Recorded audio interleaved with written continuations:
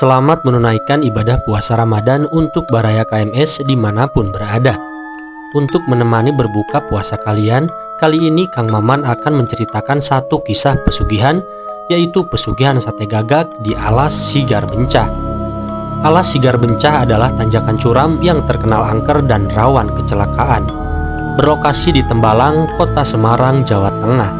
Lokasi ini sering dikaitkan dengan kisah mistis. Banyak warga sekitar ataupun pengendara yang lewat sering melihat penampakan makhluk halus. Selain itu, di lokasi ini juga ada satu makam yang dikeramatkan, yang dipercaya sebagai makam Mbah Jalak. Konon, Mbah Jalak inilah sosok penunggu Alas Sigar Bencah. Di lokasi ini pula, pasangan suami istri mengadu nasib mempertaruhkan iman dan jiwanya melalui pesugihan sate gagak.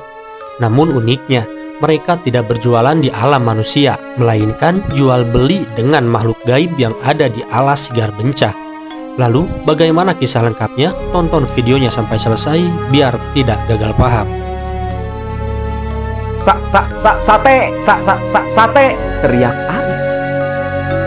Menatap takut ke makhluk-makhluk yang mulai mengerumuni dia dan istrinya. Wati hanya menunduk dan terus mengipasi sate. Ketakutan dia. Makhluk ini begitu mirip dengan sosok celuluk leak Bali. Makhluk ini tinggi besar, berjalan sambil mengeluarkan geraman. Geramannya itu sampai seperti nembak ke jiwanya Aris dan Pak.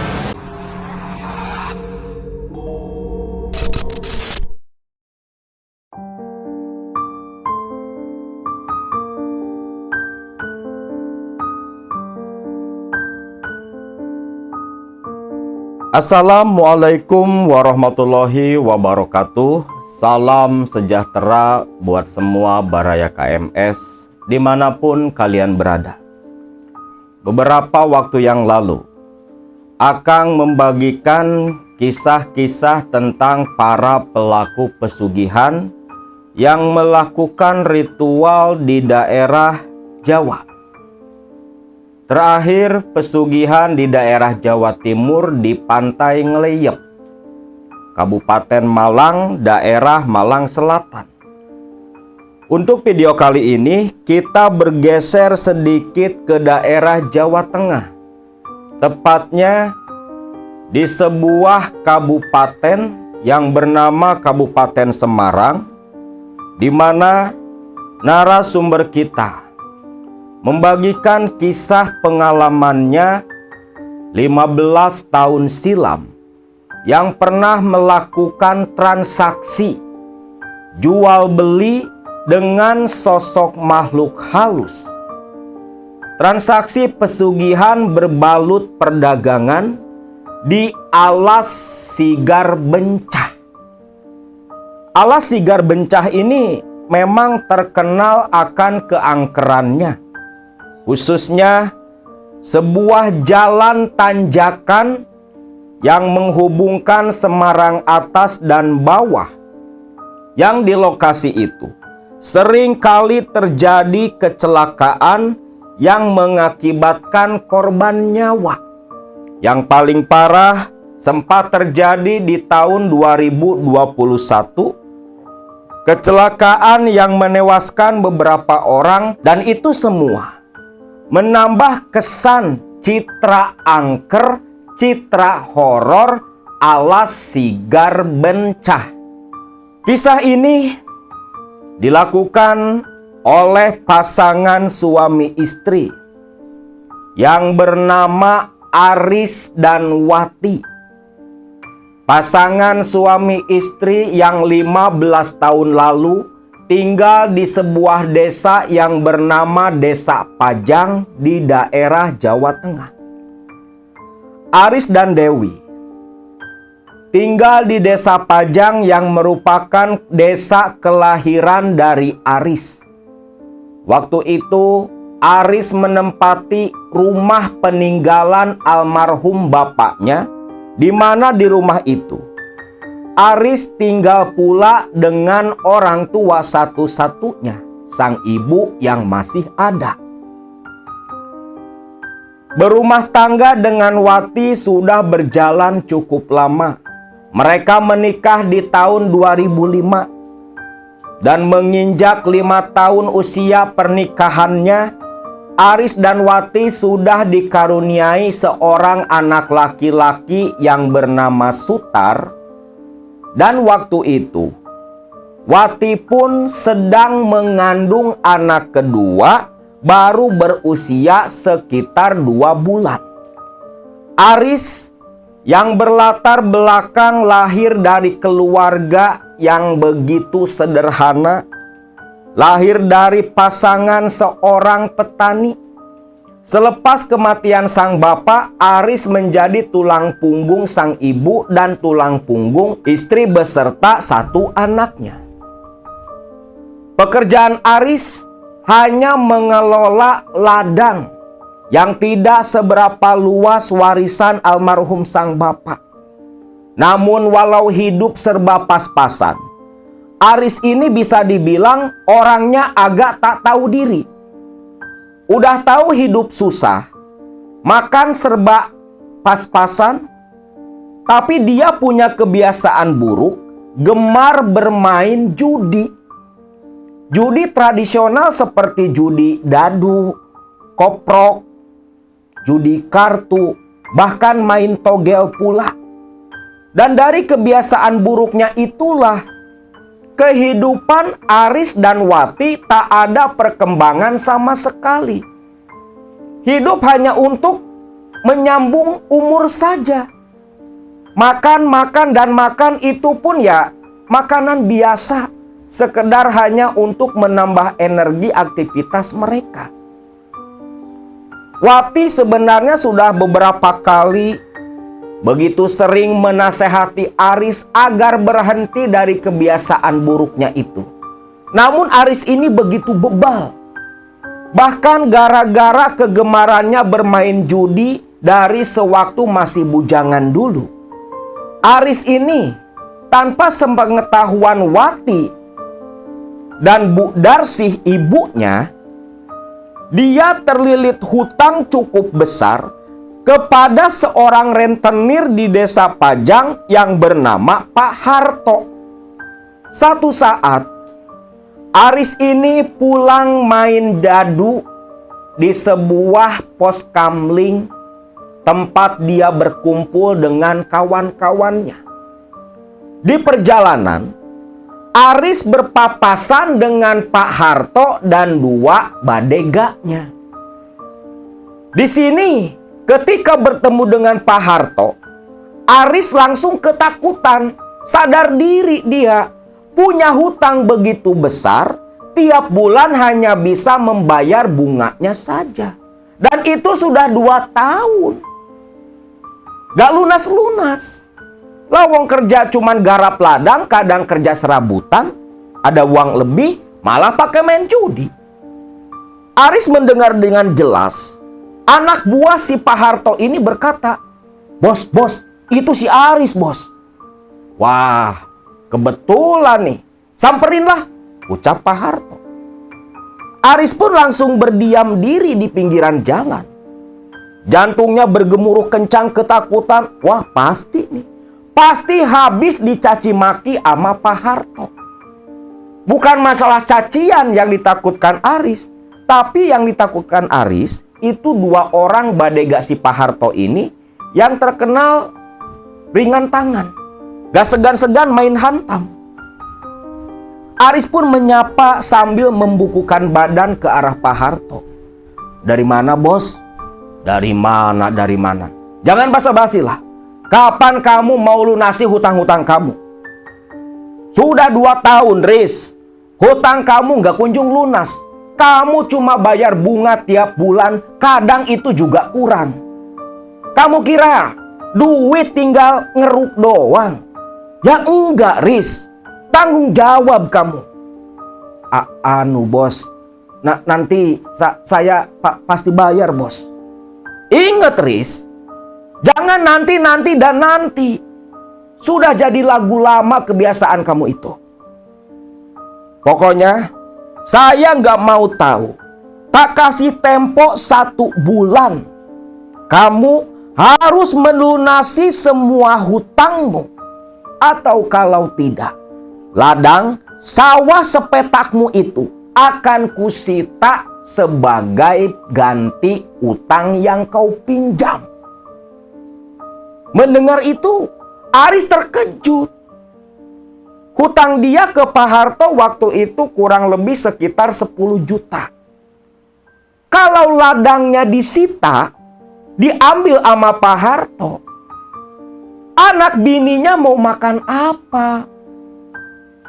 Di sini Aris langsung jatuh terduduk lemas memohon-mohon ke Pak Harto agar jangan menyita ladangnya itu.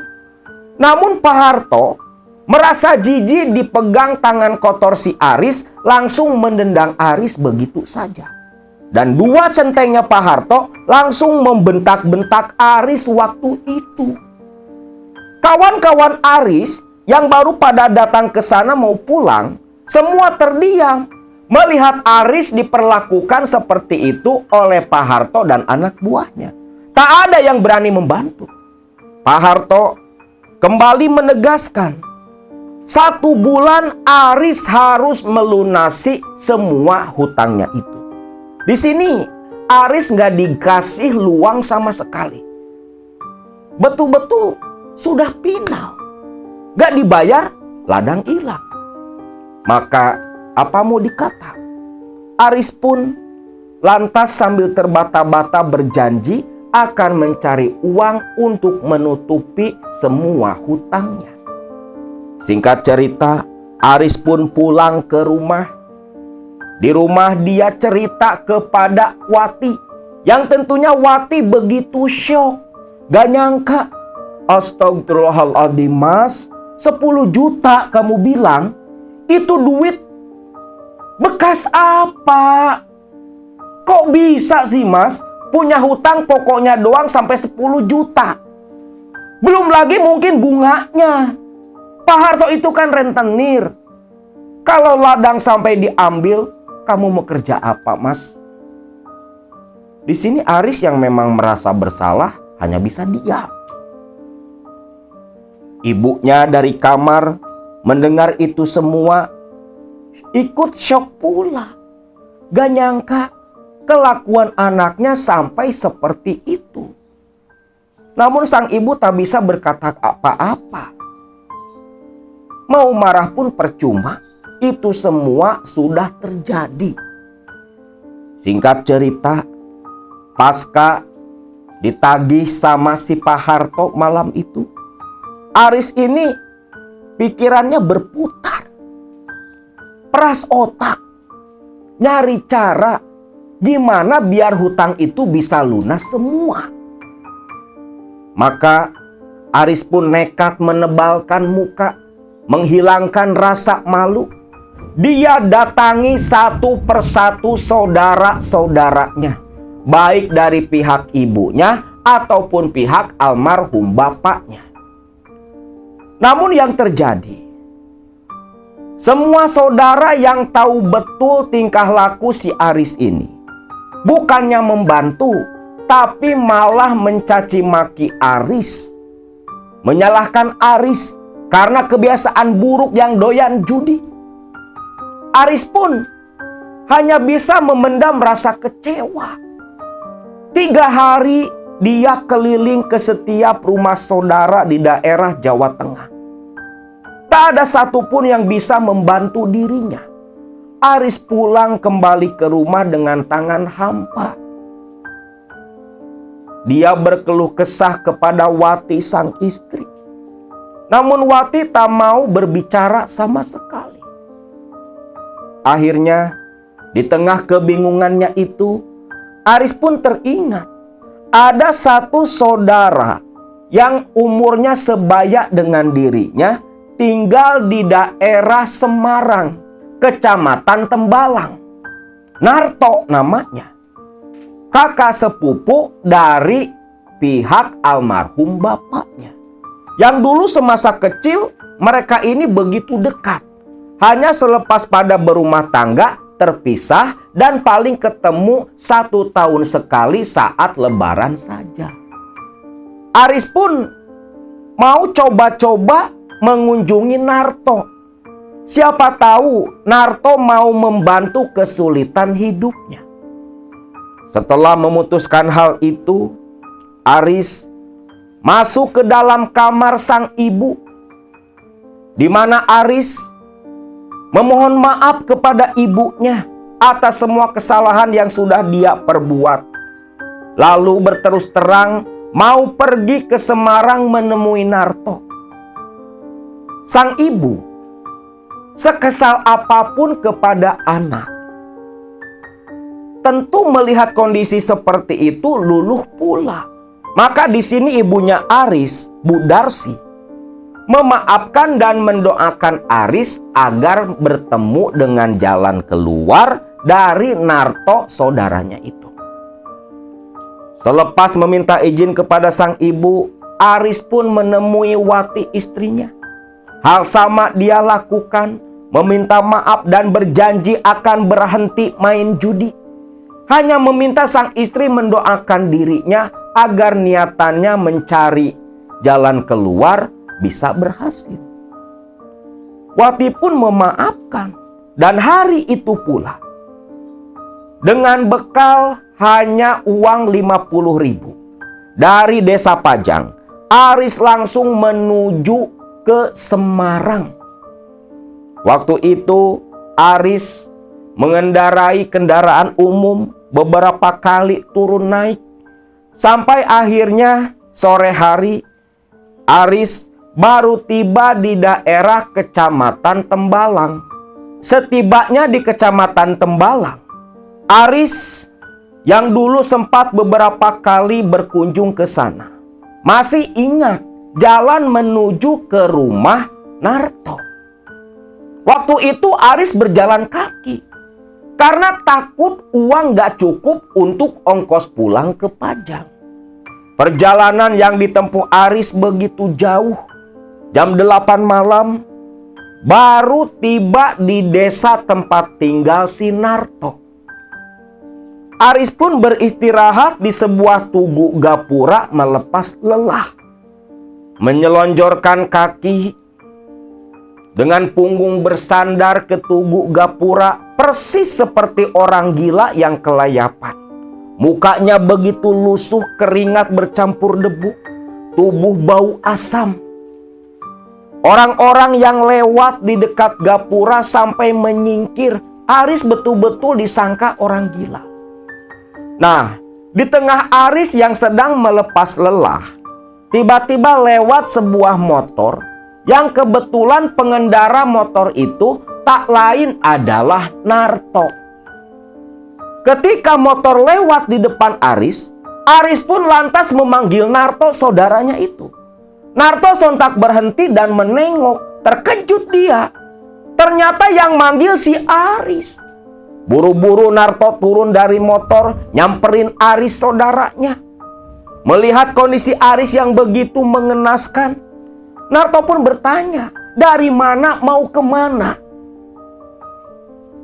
Sambil tersenyum kaku, Aris pun mengatakan kalau dia sengaja ingin datang berkunjung ke rumah Narto. Narto paham betul sifat Aris. Melihat kondisi dan raut wajah yang seperti itu, nih si Aris pasti lagi ada masalah besar. Akhirnya Aris pun dibonceng sama si Narto dibawa pulang. Disuruh mandi, makan, istirahat. Lantas diajak ngobrol di ruang tamu sambil ngopi oleh si Narto. Nah disinilah Aris pun berterus terang masalah apa yang sedang menimpa dirinya.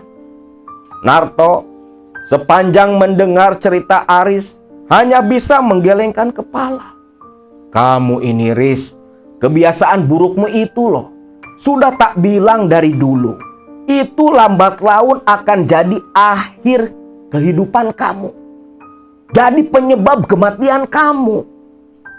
Kalau tuh hutang gak kebayar, ladang kamu disita. Mau makan dari mana kamu Riz?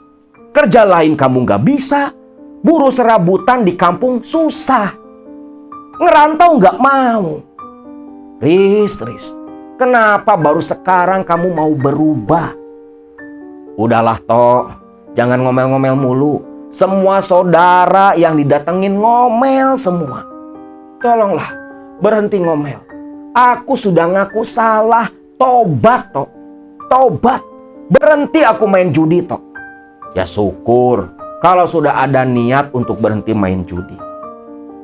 Lantas, kamu kemari mau apa? Terus terang aja Riz, kalau kamu mau minta pinjaman, kondisiku gak memungkinkan.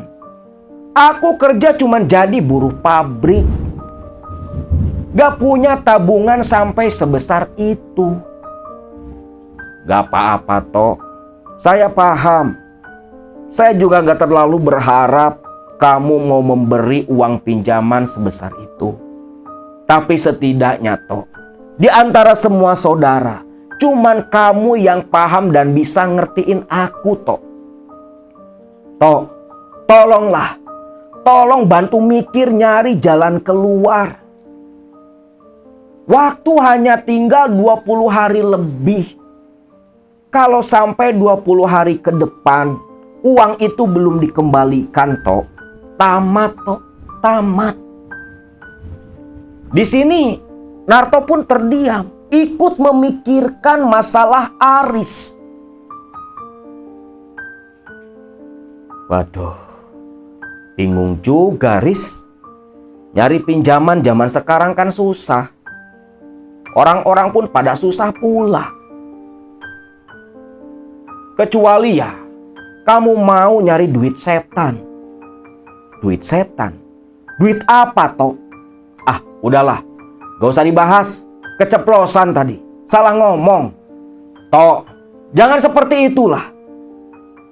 Kalau memang ada jalan, jangankan duit setan, duit iblis pun ku terima Tok. Yang penting masalah ini selesai, keluargaku bisa selamat Tok. Mendengar pernyataan si Aris yang seperti itu, Narto kembali terdiam. Gak nyangka, saking nekat dan buntunya Aris berbicara macam itu. Ceritalah Tok, kalau ada cara-cara apapun bakal tak lakonin Tok. Yakin kamu Riz? Yakin Tok, yakin. Begini Riz, 3 tahun lalu ada salah satu kawanku yang terlilit hutang pula seperti kamu. Masalahnya selesai hanya dalam waktu 1 malam Riz. Loh, kok bisa Tok? Caranya gimana? Ada Tok, jualan Tok, dagang sate. Dagang sate. Di sini si Aris kan mikir keras dong. Kalau dagang sate doang, waktu semalam nyari duit 10 juta, lah gimana caranya? Kecuali dagang sate sambil nyolong motor. Gak masuk di akal sehatnya si Aris nih. Ya bukan sate biasa Riz, tapi sate gagak, ucap si Narto. Mendengar kata sate gagak, Aris pun tercengang. Satu kata muncul di kepalanya, pesugihan. Pantesan tadi bilangnya duit setan. Maksudmu Tok, pesugihan? Lah itu. Tapi kan pesugihan ini beda dengan pesugihan lain. Kita jualan, dagang. Kita punya barang, kita jual, setan sing beli. Tapi masa iya sih Tok, dagang sate gagak bisa lunasin utang? Bukan cuman bisa lunasin hutang Riz. Kamu bisa jadi orang kaya raya. Koncoku loh, si Kuncoro, itu dapat duit 1 miliar. Wush, gila Toto, gak mungkin lah. Mosok dagang sate gagak dapat duit miliaran? Ya terserah mau percaya atau tidak. Itu betulan nyata Riz, nyata. Kalau kamu mau, tak antar ke rumahnya Mbah Parjo. Mbah Parjo itulah yang dulu bantu si Kuncoro kawanku itu. Orang mana? Orang mana toh? Lah orang sini, deket dari rumah. Kalau kamu mau, besoklah kita nemuin si Mbah Parjo. Ngomong langsung sama Mbah Parjo. Biar kamu lebih paham, Riz. Aris pun mengangguk-ngangguk. Masuk akal pula apa yang diceritakan oleh Narto. Terlebih lagi katanya si Kuncoro dapat duitnya 1 miliar. Gak kebayang sama si Aris seperti apa duit 1 miliar. Kerja sampai mati pun belum tentu dapat segitu. Kecuali mungkin jual ginjal, jual jantung. Ya wis lah. Minta tolong ya, besok antar ke rumahnya Mbah Parjo. Narto pun mengangguk dan tersenyum, lantas menyuruh Aris istirahat di dalam kamar tamu. Singkat cerita, esok paginya sekitar jam 9, selepas selesai sarapan, Narto yang memang sengaja libur kerja waktu itu membawa Aris ke rumah kediaman Mbah Parjo, seorang sesepuh di desa tempat tinggal Narto, yang memang jadi tempat orang-orang datang untuk meminta pertolongan. Mbah Parjo ini ya bisa dibilang dukun, sakti katanya. Dulunya waktu muda bekas jawara. Singkatnya bertemulah nih Narto dan Aris dengan Mbah Parjo. Bertegur sapa, beruluk salam sambil mencium tangan. Lantas Narto dengan nada yang begitu rendah membukukan badan. Begitu menghormati si Mbah Parjo ini. Narto berkata, "Ini loh Mbah, kulo bawa saudaraku dari Pajang Mbah. Ada perlu sama Mbah Parjo." "Oh, ya wis masuklah. Ngomong di dalam saja. Ndak enak kelihatan sama tetangga." Narto pun membawa Aris mengikuti Mbah Parjo masuk ke dalam rumah. Di dalam rumah Mbah Parjo, duduk beralaskan tikar, disuguhi minuman ala kadarnya. Di sini Aris pun memperkenalkan diri kepada Mbah Parjo.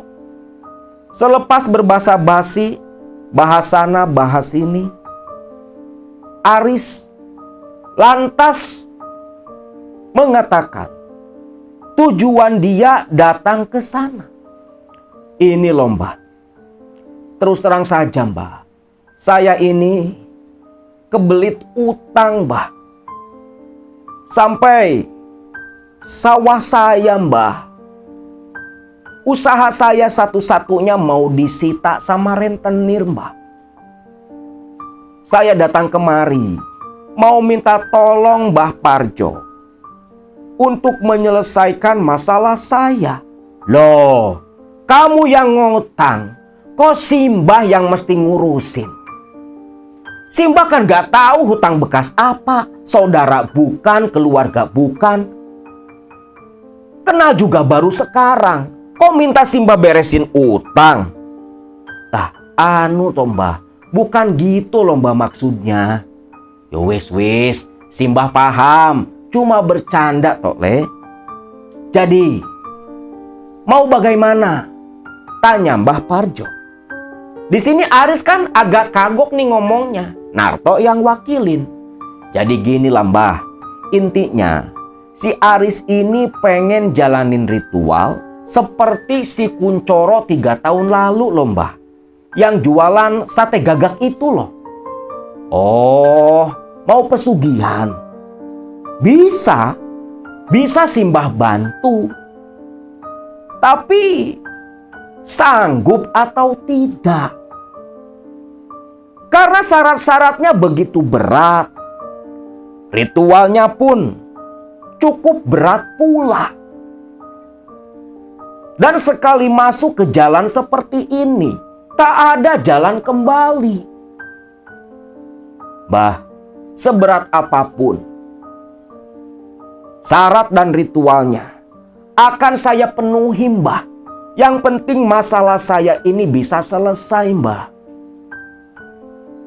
Mbah Parjo hanya mangguk-mangguk saja. Lantas dia menyambung kembali. Begini nak Aris, untuk ritual pesugihan sate gagak.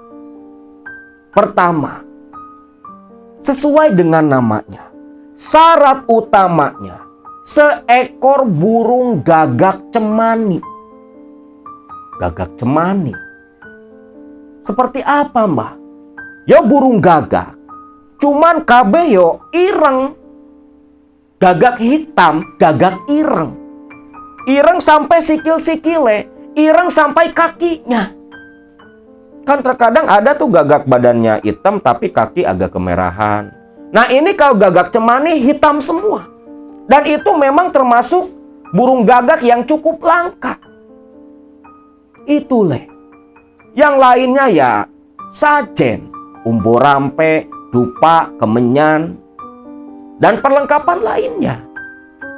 Dan nanti untuk ritualnya akan dilakukan di alas Sigar Bencah. Di hutan keramat itu leh. Amit-amit, gak lagi lah Mbah, gak lagi-lagi. Dulu juga sampai soak saya Mbah, ucap si Narto.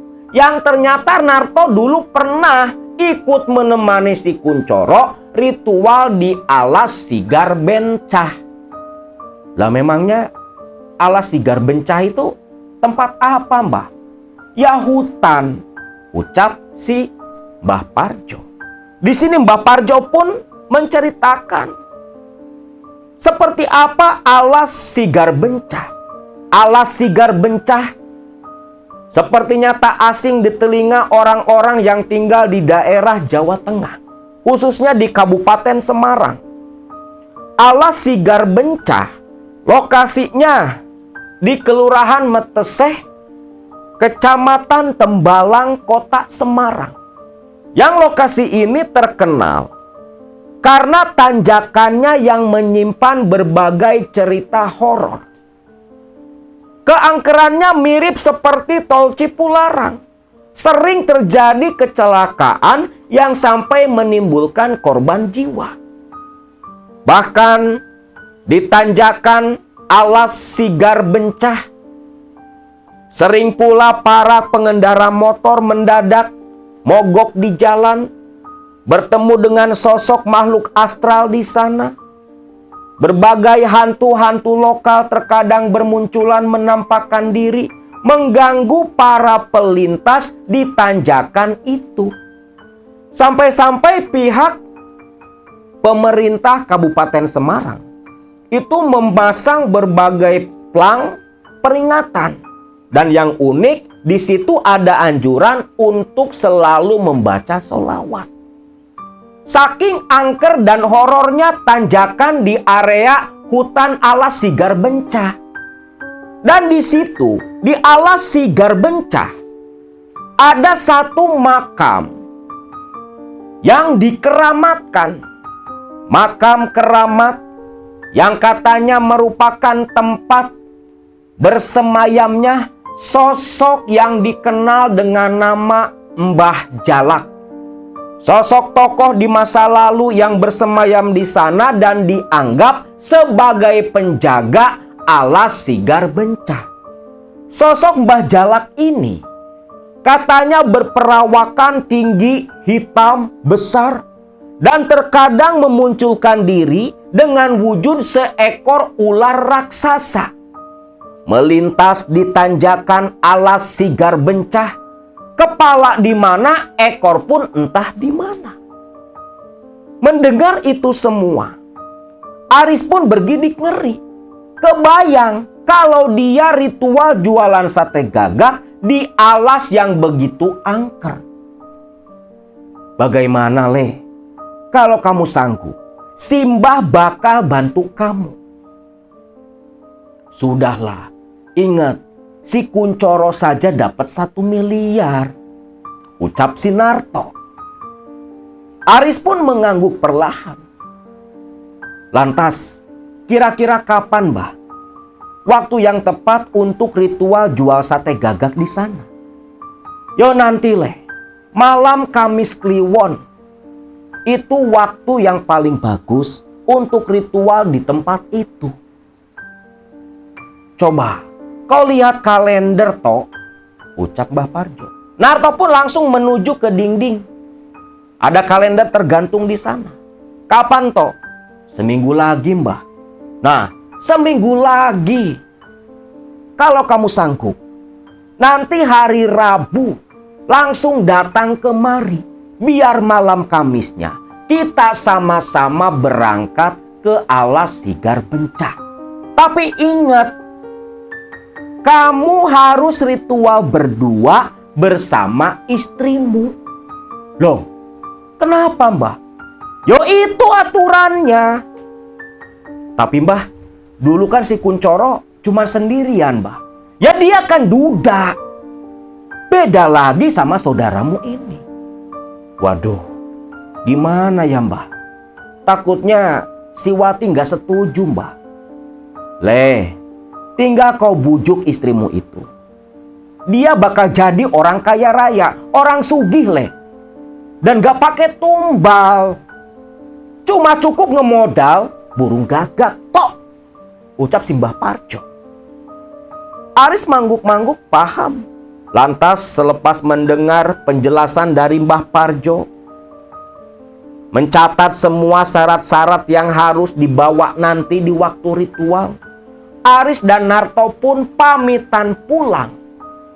Di mana Aris yang memang kurang ongkos sampai sempat minta dulu ke Narto untuk pulang lagi ke desa Pajang. Narto ya dengan senang hati membantu saudara sepupunya itu. Singkatnya Aris pun balik lagi ke Pajang nih, ke tempat tinggalnya. Tiba di rumah ketemu dengan Wati sang istri. Gimana, Mas? Dapat duitnya? Gak ada, Ti. Loh, terus bagaimana, Mas? Nanti ya, si Mas istirahat dulu. Nanti tak cerita, ucap si Aris. Nah, malam harinya nih, selepas Sutar tertidur lelap, sang ibu pun tertidur lelap pula di dalam kamarnya. Nah, di sini Aris menceritakan apa yang dia dengar dari Narto dan Mbah Parjo. Wah, yang benar saja, Mas. Masa iya jual burung gagak bisa dapat duit miliaran, Mas? Benar. Benar, Ti, benar. Dan gak pakai tumbal loh. Gimana?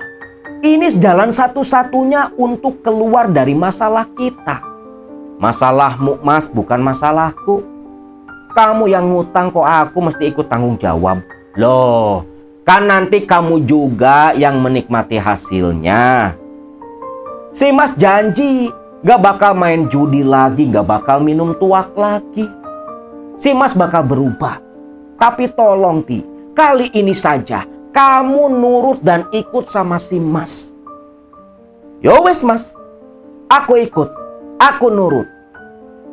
Tapi Mas, buat modal beli sesaji ritual, beli burung gagak, dari mana, Mas? Terdiamlah di sini. Aris baru sadar dia nggak punya duit.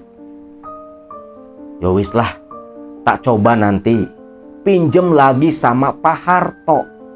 Loh, Mas, hutangmu aja belum kebayar. Mana mungkin Pak Harto ini mau ngasih pinjaman. Wis, tenang baelah. Si Mas yakin nih, si Mas yakin rencana ini bakal berhasil. Nanti urusan Mas lah ngomong sama Pak Harto seperti apa. Singkat cerita, karena sudah betul-betul yakin nih ritual jual sate gagak bakal berhasil, besoknya si Aris ini nekat datang ke rumahnya Pak Harto.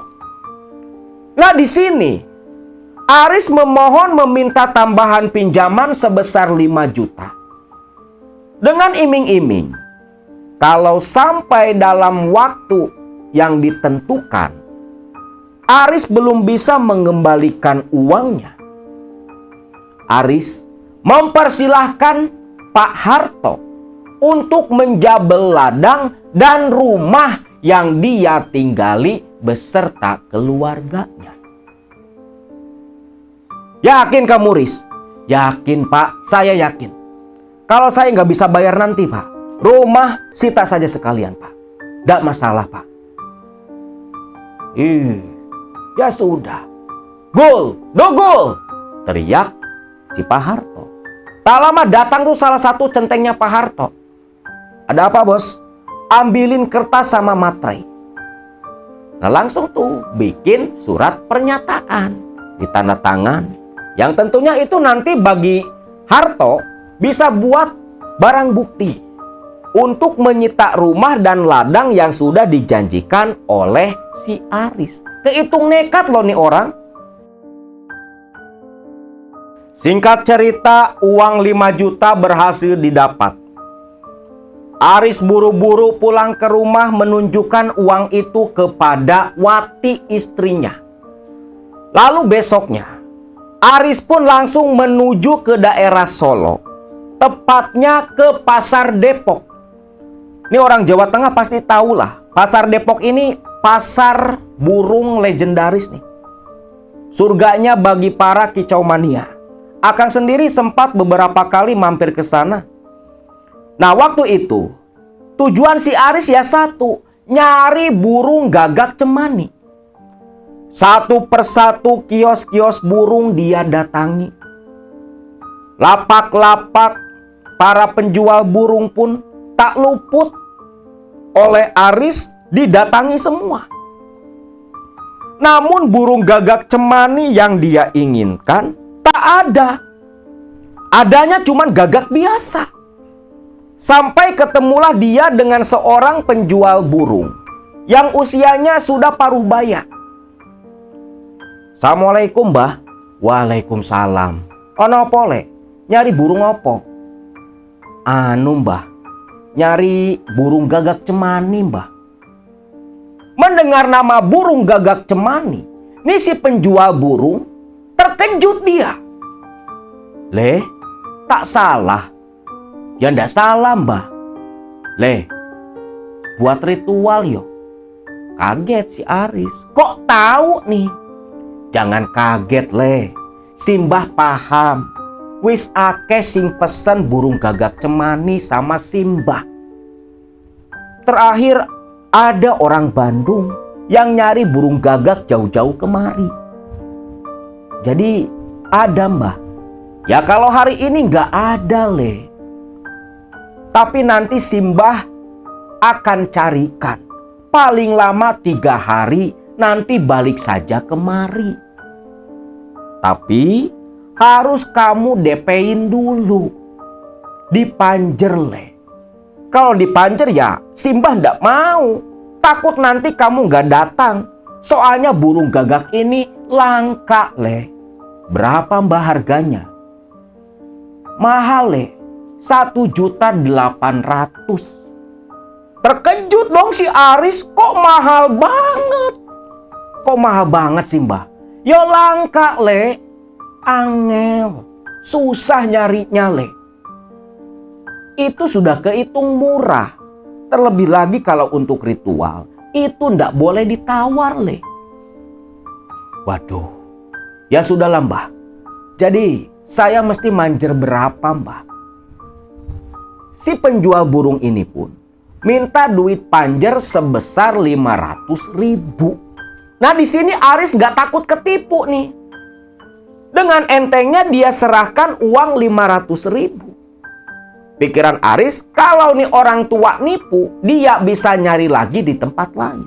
Toh cuma 500.000. Uang pun diterima oleh si penjual burung.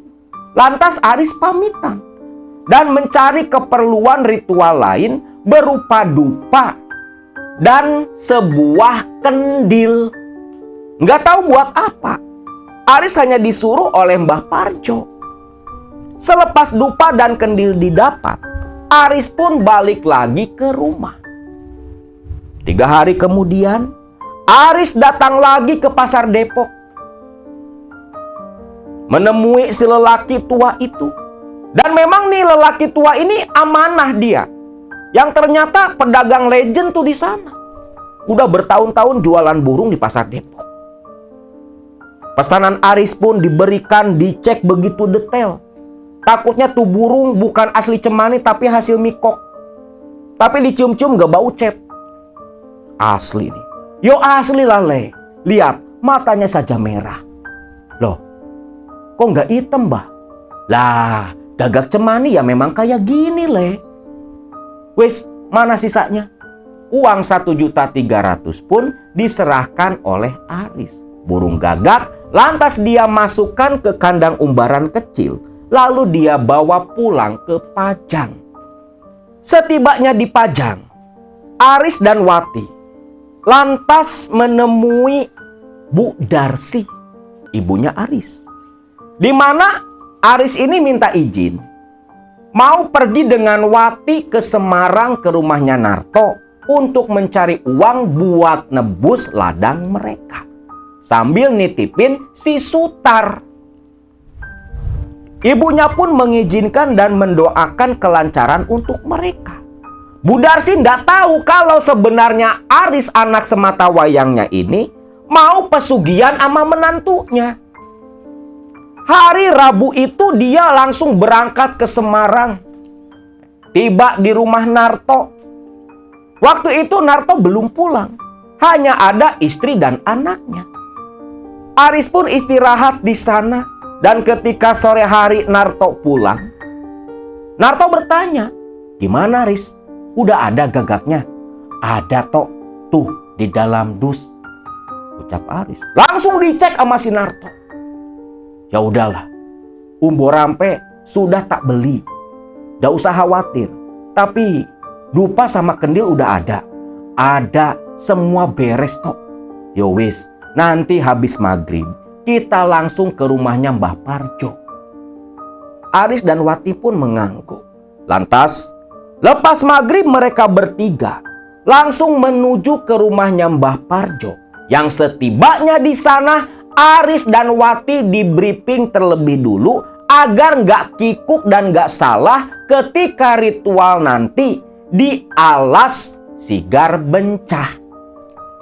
Menurut penuturan dari Mbah Parjo, ritual nanti malam di Sigar Bencah, Aris dan Wati akan menjual sate gagak. Namun, mereka berdua berjualan tanpa berpakaian sama sekali. Harus dalam kondisi telanjang bulat. Lah di sini Wati nolak. Yo malu lah Mbah. Londok. Malu karo sopo? Gak ada orang di sana, cuma kalian berdua. Si Mbah ini dah tua dan nafsu lihat kamu. Gimana? Sanggup tidak? Sanggup Mbah, sanggup. Ya sudah.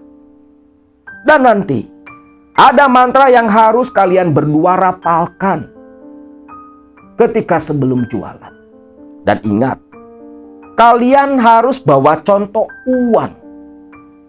Terserah mau kalian jual berapa satu tusuk sate gagak itu. Nanti sembelih di sana dan darahnya tampung ke dalam kendil buat bumbu sate gagak waktu mau dibakar. Baik Mbah, saya paham Mbah. Yowis, sekarang juga persiapan. Jangan sampai ada sesaji yang tidak ke bawah. Jam 8 nanti kita sama-sama ke alas Sigar Bencah untuk ritual jualan sate gagak. Aris dan Wati pun langsung mengecek satu persatu keperluan sesaji untuk ritual nanti. Selepas semua dicek ulang, tak ada yang tertinggal, mereka berempat pun langsung menuju ke alas Sigar Bencah. Aris pinjam motor Narto bonceng Wati. Dan si Narto pakai motor anaknya Mbah Parjo. Dua motor pun beriringan menuju ke lokasi alas Sigar Bencah. Tiba di pinggiran alas hutan yang terkenal begitu angker. Waktu dulu gak seperti sekarang ke area makam Mbah Jalak. Sekarang ini kan ada jalan kayak P2KP masuk ke dalam. Kalau dulu mah nggak ada, hanya jalanan setapak. Motor belum masuk ke dalam hutan. Maka setibanya di pinggiran hutan angker itu, motor pun diparkir di pinggiran jalan dan Narto ditugaskan menjaga kedua motor itu biar nggak dibegal. Lalu Wati dan Aris sambil menenteng sesaji, lalu menenteng nampah yang begitu besar, berjalan di belakang Mbah Parjo menerobos rimbunnya hutan alas Sigar Bencah yang begitu gelap gulita dan menakutkan.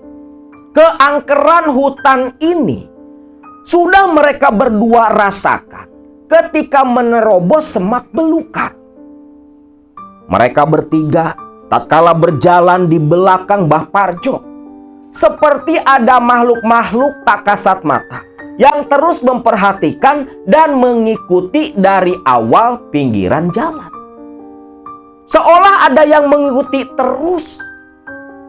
Bahkan si Wati yang lagi hamil waktu itu sampai memeluk erat tangannya Aris saking takutnya karena beberapa kali Wati ini melihat kelebatan bayangan yang berlalu lalang di samping kiri kanan sepanjang perjalanan. Aris pun menenangkan Wati. Singkatnya, tibalah nih di makamnya Mbah Jalak. Sosok yang konon merupakan penjaga alas Sigar Bencah.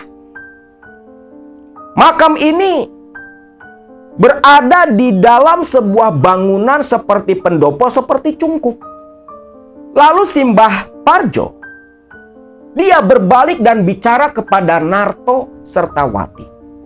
Nah, sekarang sebelum kita ritual dimulai, kita sowan dulu, kita ziarah dulu, nyajen di makamnya Mbah Jalak. Biar lancar le. Iya Mbah, saya manut wae Mbah. Wati pun hanya mengangguk saja. Lantas mereka bertiga masuk ke makamnya Mbah Jalak. Sesaji berupa umbai rampe diletakkan, dipincuk pakai daun pisang. Dupa dibakar, ditancapkan di sana. Dan mulailah si Mbah Parjo ini membaca-baca doa dalam bahasa Jawa yang intinya meminta perlindungan dan kelancaran untuk ritual Aris dan Wati. Nah, selepas selesai, Aris dan Wati disuruh oleh Mbah Parjo untuk membuka semua pakaian mereka. Harus betul-betul telanjang bulat. Gak boleh ada satu benang pun yang nempel di tubuh mereka. Keluar dari makam Mbah Jalak, masih di halaman makam nih. Makamnya itu kan di gerbang tuh, dikelilingi pagar lah. Nah, di luar pagar, di depan makamnya Mbah Jalak, arang buat bakar sate dikeluarkan. Persis ya seperti orang jualan sate pinggir jalan loh. Ada tempat pembakarannya juga. Ada kipas yang dari kayu itu loh, dari bambu. Mereka pun disuruh duduk bersila berdempetan. Di samping kanan si Aris, Mbah Parjo yang lantas menata semua sesaji sedemikian rupa. Lalu mulai membakar dupa, membuka ritual. Yang selepas itu, Mbah Parjo langsung berdiri menghunus sebuah keris yang terselip di pinggangnya. Keris dia angkat, dia acungkan, disentuhkan ke kening sambil bibirnya komat kamit. Yang selepas itu, Mbah Parjo pun membuat gurat melingkar mengelilingi Aris dan Wati sambil terus baca-baca mantra. Selepas itu, Mbah Parjo berkata dengan suara yang begitu lirih, "Le, Nduk, inget yo, apapun yang datang nanti, jangan sampai kalian lari dan jangan keluar dari gurat lingkaran ini. Ingat, keluar dari gurat lingkaran ini sebelum ritual selesai. maka kalian berdua pasti akan celaka. Nanti kalau ritual selesai, Simbah akan datang kemari menyusul kalian. Ingat, kalau uang sudah muncul di nampah, nampah itu kau geser dari posisi semula. Karena kalau tidak, uang itu akan menghilang kembali ke alam sana. Paham Yole? Paham, Mbak? Paham. Ingat, Le, darahnya tampung di kendil. Iya, Mbak.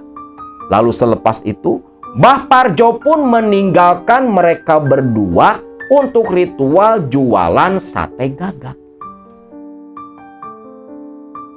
Selepas ditinggal oleh Mbah Parjo, Mbah Parjo sudah menghilang di antara sela-sela pepohonan di kegelapan alas Sigar Bencah. Aris lantas mengeluarkan burung gagak cemani dari dalam dus. Burung gagak itu mau disembelih, tapi nyembelih burung gagak ini tidak menggunakan pisau atau besi sejenis lainnya. Memang dalam ritual penyembelihan burung gagak beraneka rupa sesuai dengan praktisi yang dimintai pertolongan. Ada yang menggunakan pisau seperti pada umumnya atau menggunakan benda pusaka, dan yang paling ekstrim itu harus digigit oleh si pelaku sampai burung gagak itu mati dan darahnya dihisap, diminum sampai habis. Tapi untuk Aris waktu itu, dia disuruh menyembelih burung gagak dengan kulit bambu kuning. Kulit bambu itu kan tajam bukan main. Dulu aja mantri-mantri sunat zaman dulu tuh katanya kalau nyunat orang itu pakai hinis bambu. Hinis bambu yang sudah dibawa dari rumah Mbah Parjo langsung dipakai buat motong tuh burung gagak. Nah di sini ketika burung gagak dipotong, suara burung gagak ini terdengar begitu menakutkan. Suaranya menyeramkan membuat Wati dan Aris sampai gemetar ketakutan. Bukan hanya gemetar badan, jiwa pun ikut bergetar pula. Seolah suara si burung gagak yang kesakitan disembelih mereka seperti menjadi nada panggilan kepada makhluk-makhluk astral penghuni alas Sigar Bencah. Begitu gagak dipotong, darah langsung ditampung ke dalam kendil, diperes sampai habis hingga tak ada setetes pun yang jatuh. Wati mulai membakar arang, sedangkan Aris langsung mencabuti bulu-bulu burung gagak hingga bersih. Bulu itu pun dimasukkan ke dalam kendil pula, diaduk dengan darah. Daging gagak mulai dipotong-potong oleh Aris, lalu ditusuk layaknya seperti sate. Yang waktu itu burung gagak yang dipotong Aris jadi 4 tusuk sate gagak. Arang sudah membara. 4 tusuk sate gagak ini langsung dibaluri oleh darah dan bulu gagak, dan mulai dibakar, dikipasi oleh Wati. Wati yang ngipasin dan Aris yang membolak-balik sate. Aroma daging gagak dengan bumbu bulu dan langsung menyeruak, bercampur dengan aroma dupa yang terus menyala. Nah di sini ketakutan Pasutri ini semakin menjadi-jadi, di mana dari gelapnya hutan alas Bencah mulai terdengar suara-suara makhluk halus yang begitu menyeramkan. Yang pertama muncul, terlihat dalam pandangan Aris dan Wati, itu sesosok pocong yang melayang lantas berhenti di bawah sebuah pohon. Mas, demit mas. Wes, diem, nunduk saja, nunduk. Ucap Aris. Wati disuruh menunduk. Sedangkan Aris, dia yang memang ketakutan pula, sambil terus membulak-balikan sate gagak. Aris ya layaknya orang jualan menawarkan barang dagangannya. Sate, teriak si Aris dengan nada terbata-bata. Wong takut dia, suaranya aja ampe gemetaran. Ternyata kemunculan pocong hanya awal saja. Makin lama, dalam hitungan menit, makhluk-makhluk astral, penghuni alas Sigar Bencah, satu persatu mulai bermunculan. Lah di sini nih, hantu-hantu lokal, gendruwo, pocong, wewe gombel, kuntilanak, tuyul, semua berdatangan. Buto ijo. Ada pula yang muncul dengan tubuh manusia tapi kepalanya seperti kepala kambing. Ada pula tubuh manusia dengan kepala buaya. Ada pula kepalanya manusia tapi tubuhnya seekor ular. Semua berjalan mendekat ke arah Aris dan Wati yang sedang berjualan. Bisa lu bayangin, seremnya seperti apa? Di sini yang gak datang cuman Kuyang. Mungkin saking jauhnya dari Kalimantan gak bisa ke alas Sigar Bencah. Semua hantu ada. Sate, teriak Aris. Menatap takut ke makhluk-makhluk yang mulai mengerumuni dia dan istrinya. Wati hanya menunduk dan terus mengipasi sate. Ketakutan dia. Namun beberapa ekor makhluk botak kecil menjijikan mulai berjalan mendekat dan berhenti di batas gurat melingkar yang dibuat oleh Mbah Parjo. Ternyata makhluk-makhluk ini memang gak bisa menembus melewati gurat lingkaran itu. Nah di sini Wati betul-betul ketakutan ketika makhluk cebol botak menjijikan ini bukan menatap ke arah sate gagak, tapi malah menatap kedua gunung kembar yang tergantung di dada Wati.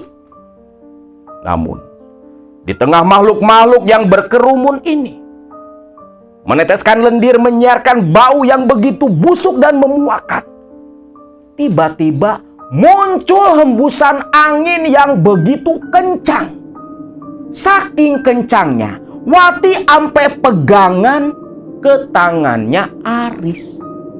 Aris aja berusaha bertahan sekuat tenaga karena hempasan angin yang begitu kencang hampir mementalkan tubuhnya. Untung ada batu di belakang. Kaki kanannya dijejekin ke batu tuh. Nahan. Nah, selepas angin berhembus begitu kencang, dari arah rumpun-rumpun bambu di sebelah depan tuh terdengar suara geraman yang begitu menggema menakutkan. Dan anehnya, makhluk-makhluk yang tadi berkerumun spontan langsung menyingkir menjauh. Dalam hati Aris, wah ini nih pasti penguasa alas Sigar Bencah. Cahaya remang-remang bulan menerobos gelapnya alas Sigar Bencah. Dari remang cahaya inilah Aris melihat sesosok makhluk yang begitu menyeramkan berjalan merayap mendekat dari rumpun-rumpun bambu yang seperti terbelah oleh hembusan angin kencang tadi. Makhluk ini begitu mirip dengan sosok Celuluk Leak Bali. Makhluk ini tinggi besar, berjalan sambil mengeluarkan geraman. Geramannya itu sampai seperti nembak ke jiwanya Aris dan Wati, membuat mereka gemetar. Tangan Aris yang pegang 2 tusuk sate sampai gemetaran. Wati sampai berhenti nyipasin sate. Namun di sini Aris ingat ucapan Mbah Parjo. Dia berdua berusaha menguasai diri. Ini jalan keluar satu-satunya. Kalau gagal, Rumah dan ladang disita jadi gelandangan mereka. Makhluk yang seperti leak celuluk ini dengan taring tajam mencuak, lidah menjulur meneteskan liur. Tangannya panjang dengan kuku-kuku yang begitu runcing. Berjalan mendekat ke arah Aris, lalu berhenti di seberang gurat lingkaran. Makhluk itu dengan nada yang begitu menakutkan menggema bertanya, "Jualan apa?" Anu mbah, sate gagak mbah. "Berapa satunya?" 300 juta mbah, 300 juta. Sambil ngacungin setusuk sate dengan selembar uang 100.000 sebagai ciri bentuk uangnya seperti itu. "Ada berapa tusuk?" 4 mbah, 4 tusuk mbah. "Tak borong kabeh," ucap makhluk itu. Yang di sini anehnya nih, 1 tusuk sate di tangan kanan, 3 lagi kan masih di tempat pembakaran. Itu tiba-tiba keempat tusuk sate ini melayang seperti ditarik sesuatu. Lantas mendekat ke wajah si leak yang entah makhluk apa, hanya wujudnya seperti leak.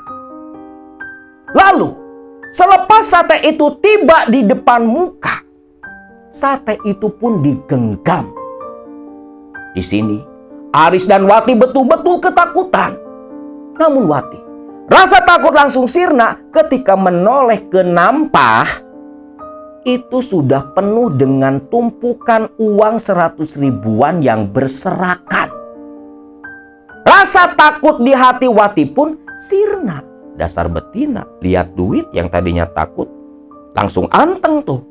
Beda sama si Aris yang wajahnya tepat beradu hadap langsung dengan sosok yang seperti leak ini. Dan sosok ini perlahan berjalan berbalik dengan tangan ngambeng 4 tusuk sate gagak kembali ke arah rumpun-rumpun bambu.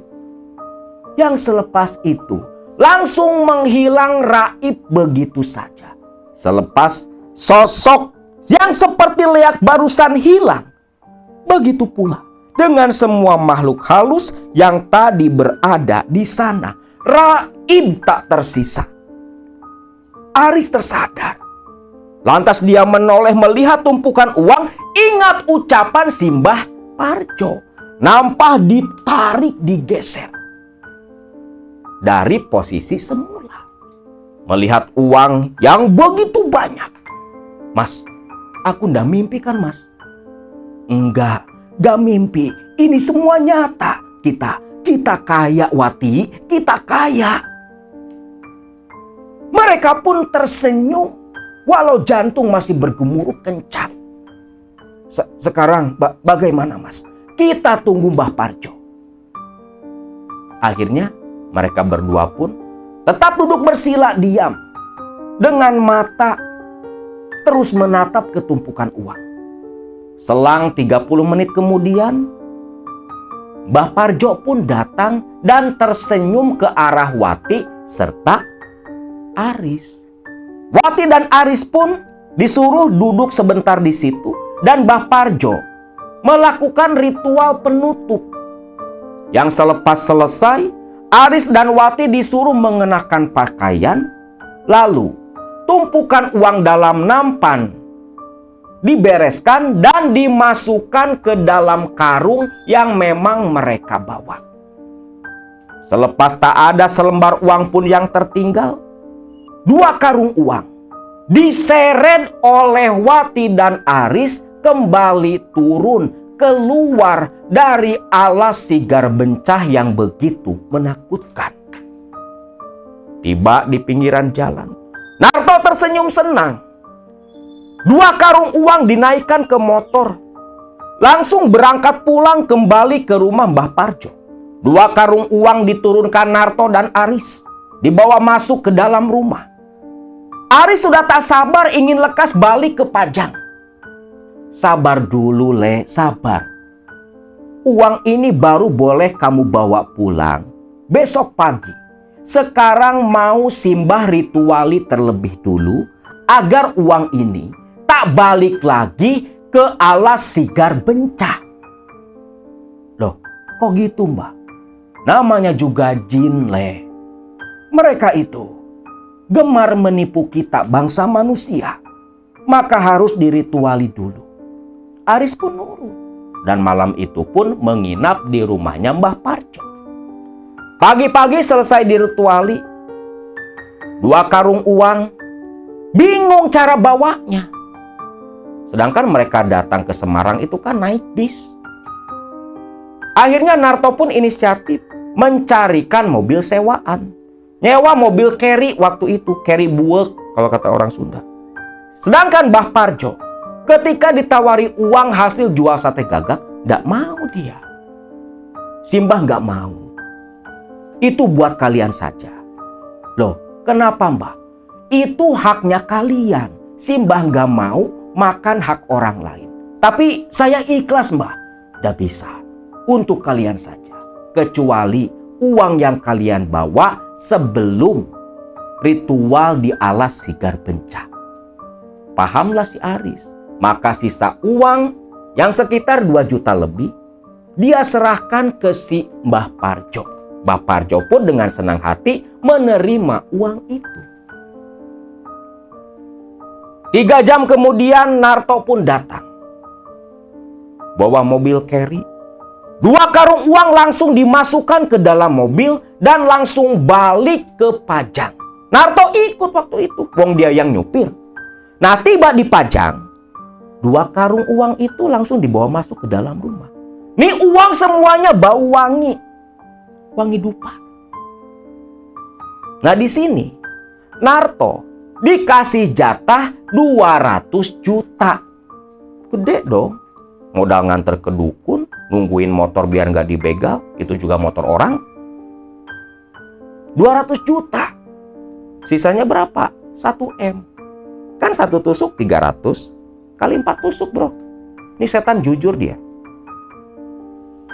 Dihitung tuh seharian tuh di dalam kamar.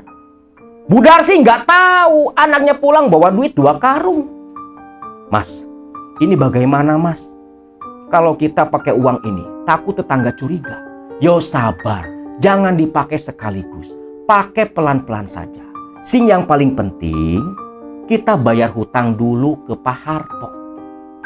Iya mas, sekarang saja mas. Lalu, si Aris bawa duit 20 juta.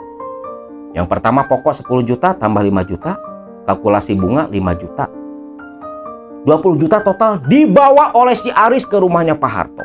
Langsung dia bayar gonjreng di depan Pak Harto dan kedua badeganya yang hanya bisa melongo tak percaya. Aris bisa mendapatkan uang sebanyak itu hanya dalam tempo beberapa minggu. Ini uang asli Riz. Yo asli. Dicek saja bos. Ini uang hasil pinjam dari saudara saya di Semarang.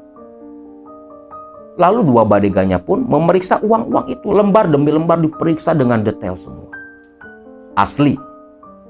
Tapi aku curiga. Ini uang bener kan?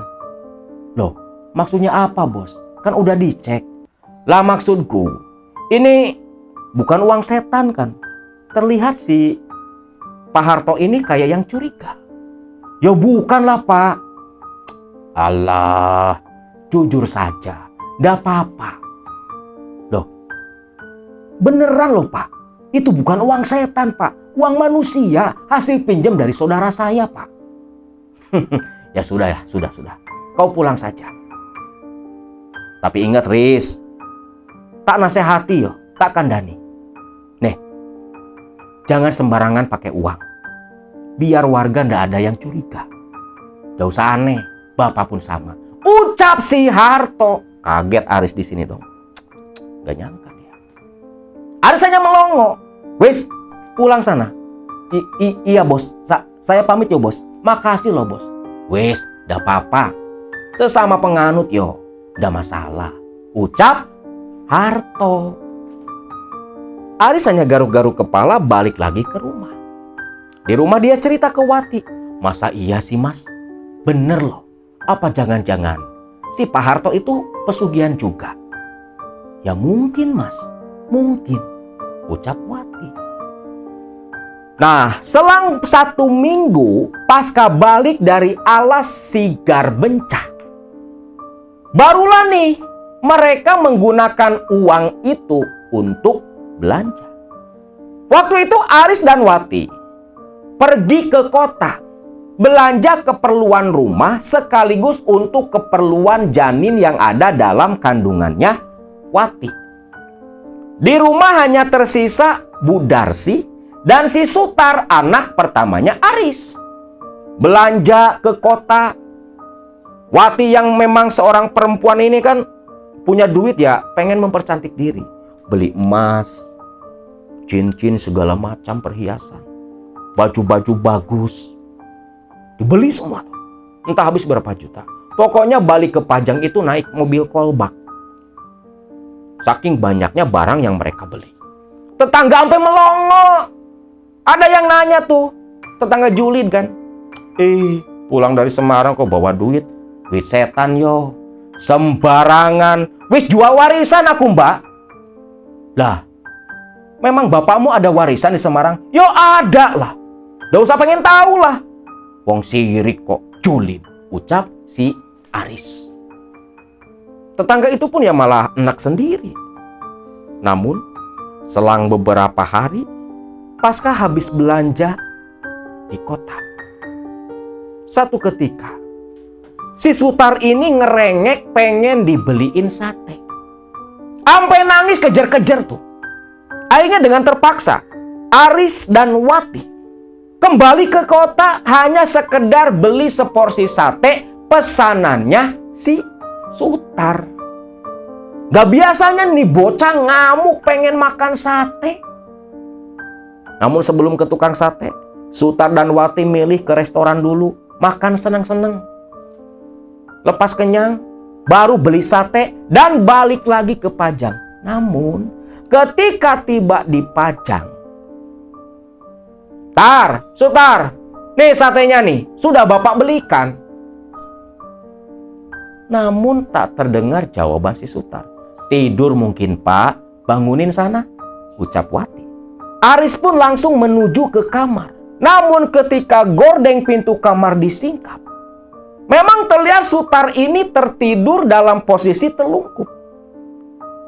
Sutar, bangun. Itu loh, satenya sudah bapak belikan. Katanya pengen sate. Gak ada respon. Langsung diguncang-guncang oleh si Aris. Namun ketika diguncang, bergetar seluruh tubuhnya Sutar. Begitu Sutar dibalikkan, di situ Aris terkejut. Tubuh Sutar sudah kaku tak bernyawa. Wajahnya begitu pucat dengan mulut menganga, mata melotot seperti yang begitu ketakutan. Aris langsung jatuh lemas. Dia panggil Wati. Begitu Wati masuk, Wati pun menjerit menatap kondisi jenazah anak mereka. Lalu Aris berjalan keluar, teriak meminta tolong kepada para tetangga.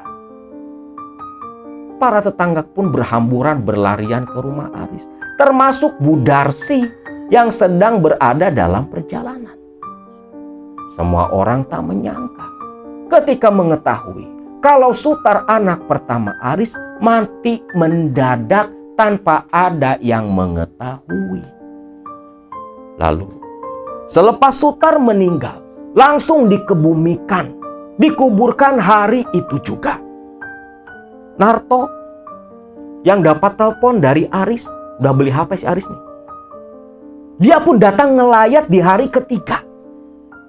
Dan ketika Narto datang, lepas tahlilan, Narto dan istrinya memang menginap di rumah Aris waktu itu. Malam hari, Aris pun bertanya kepada Narto karena ada hal ganjil dengan kondisi jenazah anaknya. Narto pun bingung karena nggak tahu ada hubungan dengan ritual atau tidak. Namun 2 hari kemudian selepas Narto balik lagi ke Semarang, Narto yang memang masih penasaran nanya ke Mbah Parjo.